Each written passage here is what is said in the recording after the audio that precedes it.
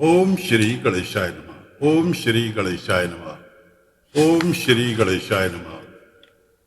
ओम नमो भगवते वासुदेवाय नमः। ओम नमो भगवते वासुदेवाय नमः। ओम नमो भगवते वासुदेवाय नमः। ओम श्री साईनाथाय नमः। ओम श्री साईनाथाय नमः। ओम श्री साईनाथाय नमः। देवियों, सज्जनों, दोस्तों, साथियों, भक्तों, सभी को नमस्कार। श्री साईं ध्यान योग द्वारा प्रस्तुत श्रीमद् भागवत महापुराण कथा स्कंद 5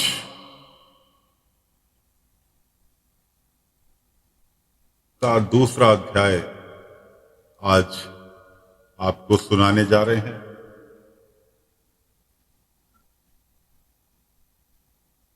साथियों, एक बात शेयर करनी चाहते हैं आपके साथ। ये श्रीमद् भागवत महापुराण कथा की प्रेरणा आप तक पहुंचाने के लिए श्री साईं बाबा द्वारा ही प्रेरित किया गया था। अब इसको सुनने से किस किस का भला होता है, ये तो आप सब पर निर्भर करता है। भागवत महापुराण ग्रंथ एक ऐसा ग्रंथ है जिसके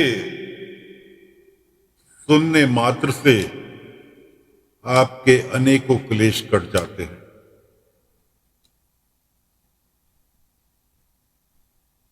कलयुगी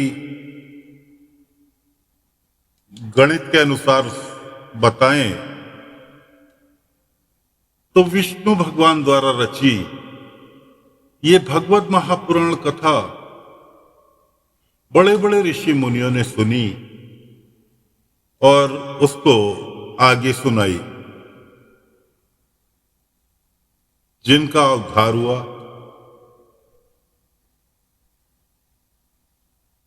और जो विष्णु भक्ति में लग गया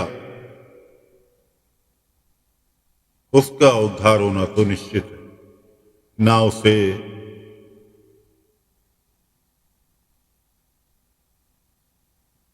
किसी भी प्रकार की शारीरिक, सांसारिक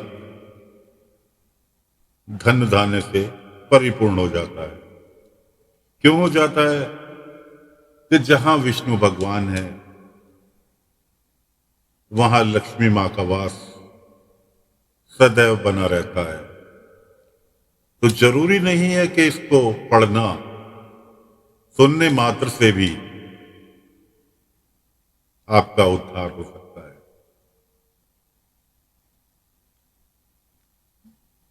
कथा प्रारंभ करते हैं। श्री सुखदेव जी कहते हैं, पिता प्रिय व्रत के इस प्रकार तपस्या में संकलन हो जाने पर राजा अग्निद्र उनकी आज्ञा का अनुसरण करते हुए जम्बूद्वीप की प्रजा का धर्मानुसार पुत्र व्रत पालन करने लगे। एक बार वे पितृलोक की कामना से सत्य पुत्र प्राप्ति के लिए पूजा की सब सामग्री जुटाकर सुर सुंदरियों के क्रीड़ा स्थल मंदराचल की एक घाटी में गए और तपस्या में तत्पर होकर एकाग्र चित्त से प्रजापतियों के पति श्री ब्रह्मा जी की आराधना करने लगे। आदिदेव भगवान ब्रह्मा जी ने उनकी अभिलाषा जान ली, अतः अपनी सभा की गायिका पुरोहित नाम की अप्सरा को उनके पास भेज दिया।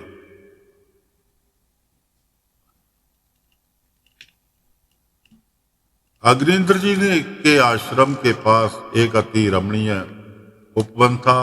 वह अप्सरा उसी में विचरने लगी। उस उपवन में तरह तरह के सघन सरोवरों की शाखाओं पर स्वर्ण लताएं फैली हुई थी। उन पर बैठे हुए मयूर आदि कई प्रकार के स्थलचरी परीक्षियों के जोड़े समुद्र बोली बोल रहे थे। उनकी षड्जाति पर युक्त ध्वनि सुनकर सचेत हुए जल कुक्कुट, कारंडव एवं कलहंस आदि जल पक्षी भांति भांति से गूंजने लगते थे। इससे वहां कमल वन से सुशोभित निर्मल सरोवर गूंजते लगते थे। वह रुचित की विलासपूर्ण सुललित गतिविधि और पाद विनय की शैली से पद पद पर उसके चरण नुपुरों की झनकर झनकार हो उठती थी। उनकी मनोहर ध्वनि सुनकर राजकुमार अग्निद्र ने समाधि योग द्वारा मूंदे हुए अपने कमल कली के समान सुंदर नेत्रों को कुछ खोलकर देखा तो पास ही उन्हें वह अप्सरा दिखाई दी। वे भ्रमरी के समान एक एक फूल के पास जाकर उसे सूंघती थी तथा देवता और मनुष्य के मन और नयनों को आह्लादित करने वाली अपनी विलासपूर्ण गति, क्रीड़ा, चापल्य, लज्जा एवं विनय युक्त चितवन, समुद्र वाणी तथा मनोहर अंगावयवों से पुरुषों को हृदय में कामदेव के प्रवेश के लिए द्वार सा बना देती थी। जब वह हंसकर बोलने लगती तब ऐसा प्रतीत होता मानो उसके मुख से अमृत में मादक मधु झर रहा हो। उसके श्वास के गंध से मदान्ध होकर भौरे उस पर मुख कमल को घेर लेते। तब वह उनसे बचने के लिए जल्दी जल्दी पैर उठाकर चलती तो उसके कुचलकर वेणी और करधनी हिलने से बड़े ही सुहावने लगते थे। यह सब देखने से भगवान कामदेव को अग्निंद्र के हृदय में प्रवेश करने का अवसर मिल गया और वे उनके अधीन होकर उसे प्रसन्न करने के लिए पागल की भांति इस प्रकार कहने लगे। मुनिवर्य, तुम कौन हो? इस पर्वत पर तुम क्या करना चाहते हो? तुम परम पुरुष श्री नारायण की कोई माया तो नहीं हो? भावों की ओर संकेत करके सके तुमने बिना डोरी के 2 धनुष क्यों धारण कर रखे हैं? क्या इनसे तुम्हारा कोई अपना प्रयोजन है अथवा संसार प्रणय में मुझ जैसे मतवाले मृगों का शिकार करना चाहते हो? कटाक्षों को लक्ष्य करके तुम्हारे ये 2 बाण बड़े सुंदर और पहने हैं। अहो, इनके कमल दल के पंख हैं जो देखने में बड़े शांत और हैं भी पंखहीन। यहाँ वन में विचरते हुए तुम इन्हें किस पर छोड़ना चाहते हो? वहां तुम्हारा कोई सामना करने वाला नहीं दिखाई देता। तुम्हारा यह प्रक्रम हम जैसे जड़ बुद्धियों के लिए कल्याणकारी हो। भौरों की ओर देखकर भगवान तुम्हारे चारों ओर जो ये शिष्यगण अध्ययन कर रहे हैं, ये तो निरंतर रहस्य युक्त समागान करते हुए मानव भगवान की स्तुति कर रहे हैं और ऋषिगण जैसे वेद की शाखाओं का अनुसरण करते हैं, उसी प्रकार ये सब तुम्हारी चोटी से झड़े हुए पुष्पों का सेवन कर रहे हैं। नुपुरों की शब्द की संकेत करके ब्राह्मण तुम्हारे चरण रूप पिंजड़ों में जो तीतर बंद है उसका शब्द तो सुनाई देता है परंतु रूप देखने में नहीं आता। करधनी सहित पीली साड़ी में अंकी कांति का उत्प्रेक्षा कर तुम्हारे नितंबों पर यह कदम कुसुम्बों की आभा कहाँ से आ गई? इसके ऊपर तो अंगारों का मंडल सा दिखाई देता है, किंतु तुम्हारा वलकल वस्त्र कहाँ है? कुकुम मंडित कूचों और लक्ष्य के द्विज द्वार तुम्हारे इन दोनों सुंदर सींगों में क्या भरा हुआ है? अवश्य ही इनमें बड़े अमूल्य रतन भरे हैं। इसी से तो तुम्हारा मध्य भाग इतना खुश होने पर भी तुम इसका बोझ ढो रहे हो। यहाँ जाकर तो मेरी दृष्टि भी मानो अटक गई है। और सुभग इन सींगों पर तुमने ये लाल लाल लेप क्या लगा रखा है? इसकी गंध से तो मेरा सारा आश्रम महक उठा है। मित्रवर, मुझे तो तुम अपना देश दिखा दो जहाँ की तुम निवासी अपने वक्ष स्थल पर ऐसे अद्भुत अवयव धारण करते हैं जिन्होंने हमारे जैसे प्राणियों के चित्तों को शुद्ध कर दिया है तथा मुख में विचित्र हाव भाव, सरस भाषण और अमृतमय जैसी अनूठी वस्तुएं रखते हैं। प्रियवर, तुम्हारा भोजन क्या है जिसके खाने से तुम्हारे मुख से हवन सामग्री की सुगंध फैल रही है? मालूम होता है तुम किसी विष्णु भगवान की कला ही हो, इसलिए तुम्हारे खानों में कभी पलक न मारने वाले मकर के आकार के 2 कुंडल हैं। तुम्हारा मुख एक सुंदर सरोवर के समान है, उसमें तुम्हारे चंचल नेत्र भैंसे कांपती हुई 2 मछलियों के समान, दंतपंती हंसों के समान और घुंघराली अलका वाली भौरों के समान शोभायमान है। तुम जब अपने कर कमलों से थपकी मारकर इस गेंद को उछालते हो तब वह दिशा विदिशा में जाती है। वही मेरे नेत्रों तो चंचल कर ही देती है, साथ साथ मेरे मन में भी खलबली पैदा कर देती है। तुम्हारा बांका जटाजूट गया है, तुम इसे संभालते नहीं। अरे यह धूर्त वायु कैसा दुष्ट है जो बार बार तुम्हारे नीवी वस्त्रों को उड़ा देता है।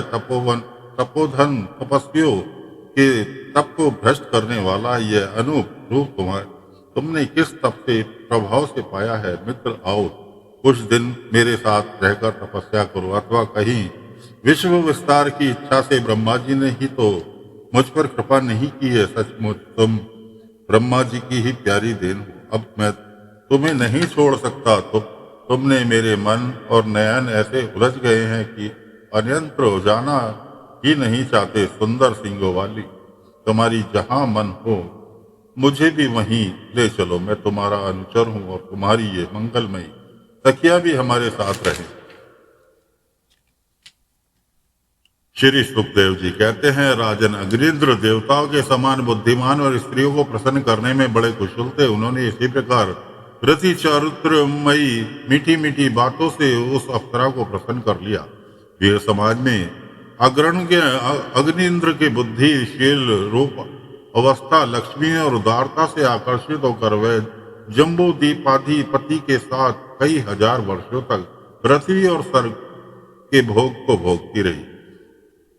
तदंतर नृपवर अग्निन्द्र ने उनके गर्भ से नाभि, कुंपुष्ट, हरिवर्ष, इलाव्रत, रम्या, हिरण्यक, कुछ, भद्राद्र और केतुमाल नाम के 9 पुत्र उत्पन्न किए।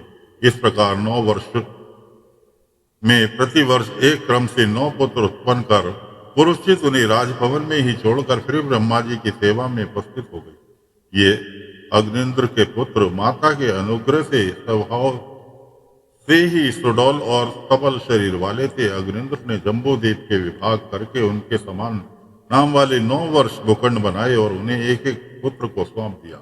तब वे सब अपने अपने वर्ष का राज्य भोगने लगे। महाराज अग्निन्द्र दिन दिन भोगों को भोगते रहने पर भी उनसे अतृप्त ही रहे। वे उस अप्सरा को ही परम पुरुषार्थ समझते थे, इसलिए उन्होंने वैदिक कर्मों के द्वारा उसी लोक को प्राप्त किया जहां पितृगण अपने सुकृतों के अनुसार तरह तरह के भोगों में मस्त रहते हैं।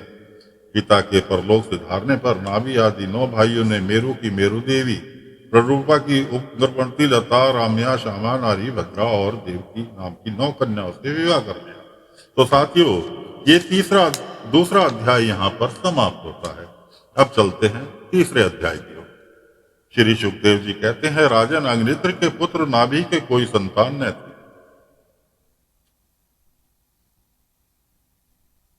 इसलिए उन्होंने अपना भार्या मेरु देवी सहित पुत्र की कामना से एकाग्रता पूर्वक भगवान यज्ञ पुरुष का यजन किया।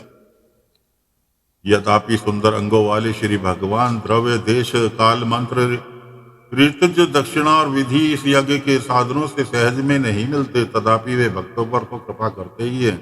इसलिए जब महाराज नभी ने श्रद्धापूर्वक विशुद्ध भाव से उनकी आराधना की, तब उनका चित्त और भक्त का अभिष्ट कार्य करने के लिए उत्सुक हो गया।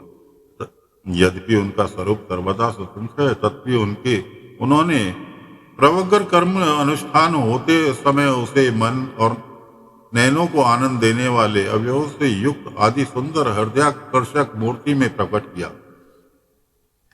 उनके श्री अंग में रेशमी पीताम्बर था, वक्षस्थल सुमनोहर, श्रीवत्सिंग सुशोभित था, भुजाओं में शंख, चक्र, गदा, पद्म, गले में वनमाला और कौतुम्बड़ी की शोभा थी। संपूर्ण शरीर अंग प्रयंग कांति को बढ़ाने वाला किरण जड़ित मुकुट, कुंडल, कंकड़, करधनी, हार, बाजूबंद और नुपुर आदि आभूषणों से विभूषित था। ऐसे परम तेजस्वी चतुर्भुज मूर्ति पुरुष विशेष की प्रकट हुआ देख क्षितिज, सदस्य और यजमान आदि सभी लोग ऐसे आवाहित हुए जैसे निर्धन पुरुष अपार धनराशि पाकर फूला नहीं समाता। फिर सभी ने सिर झुकाकर अन्य आदर पूर्वक प्रभु की अर्घ्य द्वारा पूजा की और ऋषिवजों को उनकी स्तुति की। ऋषिवजों ने कहा, पूज्यतम, हम आपके अनुगत भक्त हैं। आप हमारे पुनः पूजनीय हैं, किंतु हम आपकी पूजा करना क्या जाने। हम तो बार बार आपको नमस्कार करते हैं, इतना ही हमें महापुरुषों ने सिखाया है। आप प्रकृति और पुरुष से भी परे है। फिर प्राकृतिक गुणों के कार्यभूत इस प्रपंच में बुद्धि फंस जाने से आपके गुणगान में सर्वथा असमर्थ ऐसा कौन सा पुरुष है जो प्राकृत नाम रूप और आकृति के द्वारा आपके स्वरूप का निरूपण कर सके। आप साक्षात परमेश्वर है। आपके परम मंगल में गुण संपूर्ण जनता के दुखों का दमन करने वाले हैं। यदि कोई उन्हें वर्णन करने का साहस भी करेगा तो केवल उसके एक देश का ही वर्णन कर सकेगा।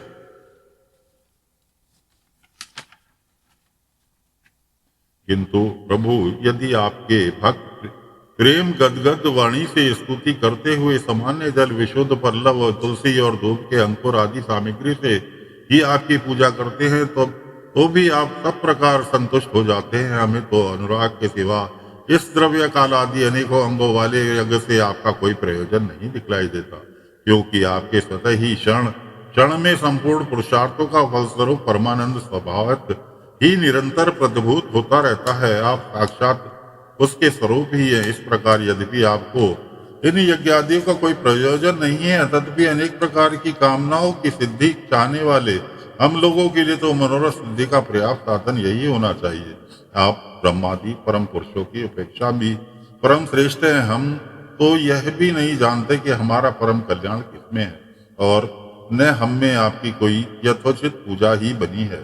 तथापि जिस प्रकार तत्वज्ञ पुरुष बिना बुलाए भी केवल करुणावश अज्ञानी पुरुषों के पास चले जाते हैं, उसी प्रकार आप भी हमें मोक्ष संज्ञ अपना परम पद और हमारी अभिष्ट वस्तुएं प्रदान करने के लिए अन्य साधारण यज्ञ दर्शकों के समान यहाँ प्रकट हुए हैं। परम तब हमें सबसे बड़ा वर तो आपने यही दे दिया कि ब्रह्मादि समस्त वरदायकों में श्रेष्ठ होकर भी आप राजश्री नाभि की इस यज्ञशाला में साक्षात हमारे नेत्रों के सामने प्रकट हो गए।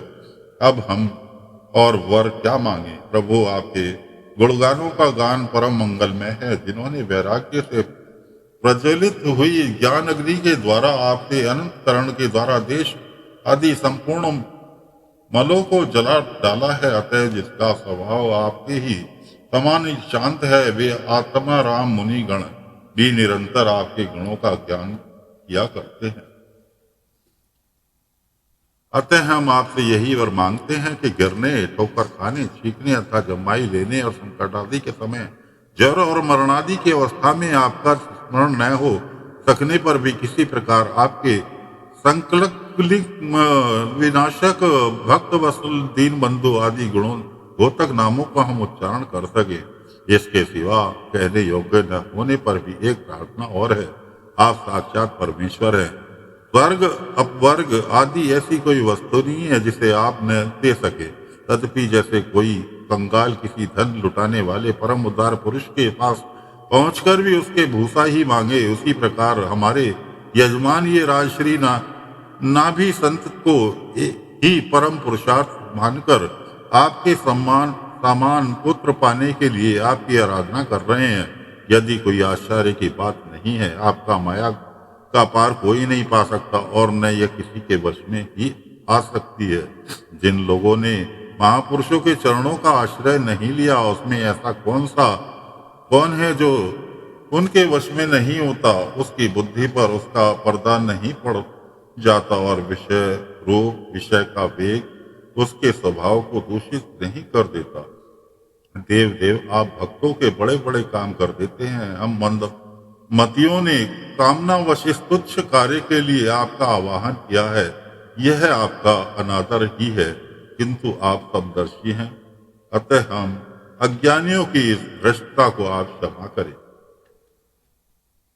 श्री सुखदेव जी कहते हैं, राजन, वर्षाधिपति नाभि के पुण्य ऋषिवजु ने प्रभु के चरणों की वंदना करते हुए पूर्वोक्त स्त्रोत से स्तुति की। तब देवश्रेष्ठ श्री हरि ने करुणावश इस प्रकार कहा। श्री भगवान ने कहा, ऋषियों, बड़े असमंजस की बात है। आप सब सत्यवादी महात्मा हैं। आपने मुझसे यह बड़ा दुर्लभ वर मांगा है कि राजऋषि नाभि के मेरे समान पुत्र हो। मुनियों, मेरे समान तो मैं ही हूँ, क्योंकि मैं आदित्य हूँ। तो भी ब्राह्मणों का वचन मिथ्या नहीं होना चाहिए। द्विजकुल में मेरा ही तो मुख है, इसलिए मैं स्वयं ही अपनी अंश कला से अग्नि ध्रंदन नाभि के यहाँ अवतार लूंगा, क्योंकि आपके समान अपने समान मुझे कोई और दिखाई नहीं देता। श्री सुखदेव जी कहते हैं, महारानी मेरु देवी के सुनते हुए उसके पति से इस प्रकार कहकर भगवान अंतर ध्यान हो गए। विष्णुदत्त परीक्षित उस यज्ञ से महर्षियों द्वारा इस प्रकार प्रसिद्ध किए जाने पर श्री भगवान महाराज नाभि का प्रिय करने के लिए उनके रानीवास में महारानी मेरु देवी के गर्भ से दिगंबर सन्यासी और बुद्धवीर मुनियों का धर्म प्रकट करने के लिए शुद्ध सत्य में विग्रह से प्रकट हुए। तो साथियों, फिलहाल ये तीसरा अध्याय इस स्कंद 5 का यहाँ पर समाप्त हो रहा है और समय के अभाव के कारण आपसे आज्ञा चाहते हैं। अगले भाग में आगे की कथा लेकर फिर हाजिर होंगे, तब तक के लिए आज्ञा दीजिए। ओम नमो भगवते वासुदेवाय नमः। ओम नमो भगवते वासुदेवाय नमः। ओम नमो भगवते वासुदेवाय नमः। ओम नमो नारायण। ओम नमो नारायण। ओम नमो नारायण।